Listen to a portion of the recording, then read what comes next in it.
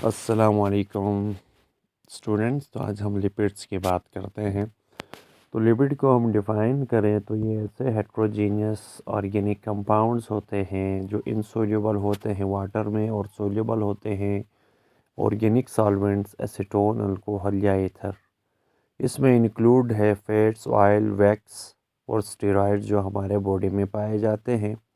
इसके अलावा लिपिड्स में कार्बन होता है, हाइड्रोजन, ऑक्सीजन होता है जिसे कार्बोहाइड्रेट्स में होता था, लेकिन इनमें ऑक्सीजन की प्रोपोर्शन कंपेयर के हिसाब से और हाइड्रोजन के हिसाब से यहाँ पे ऑक्सीजन कम होता है। ट्राइस्टेरिन हमारे पास एक सिंपल लिपिड है जिसका मॉलिक्यूलर फार्मूला है C57H17 और O3।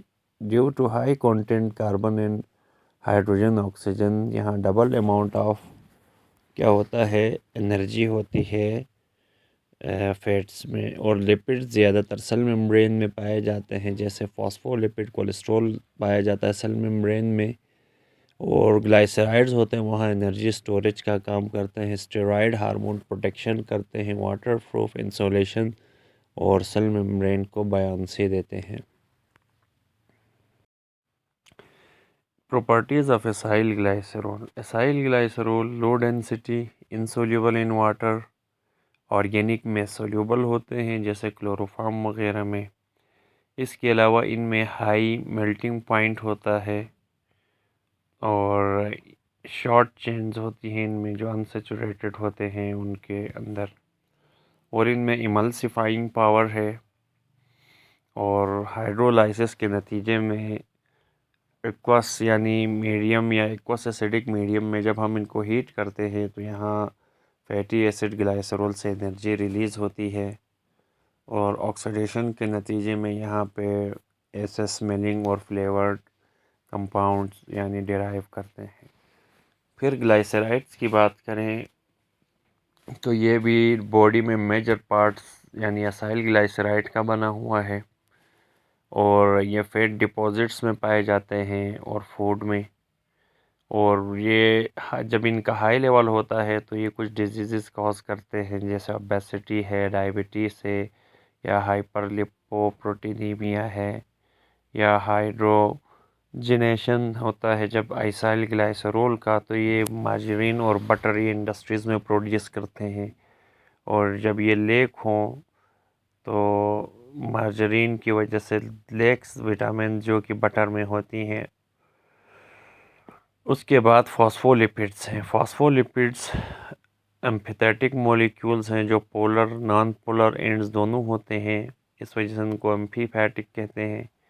और ये लिपिड बाइलेयर के अंदर फिक्स होते हैं प्रोटीन्स के साथ और ये कंपोनेंट्स होते हैं बाइल में भी पाए जाते हैं, लिवर से जो और लिपोप्रोटीन्स में भी। और फॉस्फोलिपिड्स का काम है सेल मेम्ब्रेन में परमेबिलिटी को कंट्रोल करता है, एब्जॉर्प्शन करता है फैट्स की इंटेस्टाइन में, इलेक्ट्रॉन ट्रांसपोर्ट चेन में हेल्प करता है माइटोकॉन्ड्रिया के। इसी तरह लिवर में फैट्स की एक्यूमुलेशन है और सेल्स के अंदर कोलेस्ट्रॉल्स को रिमूव करता है और ये सेल मेम्ब्रेन का पार्ट है और एक्ट करता है as a surfactant respiratory system में, यानी सरफेस टेंशन को कम करता है और ये कोगुलेशन ब्लड सेल्स में करेगा और डिफरेंट लिपोप्रोटीन्स, प्रोस्टाग्लैंडिन्स भी सिंथेसाइज। इसके बाद टर्पीन्स की बात करें तो ये एंटी इन्फ्लेमेटरी भी होते हैं, एनाल्जेसिक भी होते हैं। ये सूजन कम करने के लिए और पेन को रिलीफ करने के लिए इस्तेमाल किए जाते हैं।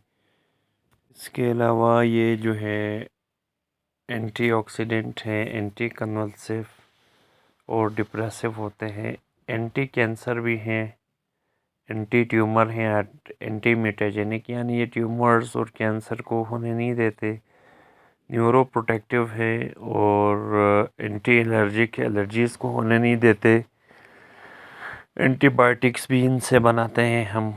और ये एंटी डायबिटिक एक्टिविटीज़ में इनका रोल है। इसके बाद वैक्स की बात करें रोल की तो ये पॉलिशिंग में, वाटर प्रूफ और एंटी फॉलिंग में यूज़ करते हैं। तो इनको यूज़ किया जाता है कॉस्मेटिक्स में भी, क्रेयॉन्स, कार वैक्सेस में, और पेंट्स, इंक्स, एडहेसिव्स और टायर्स में भी इसको यूज़ किया जाता है।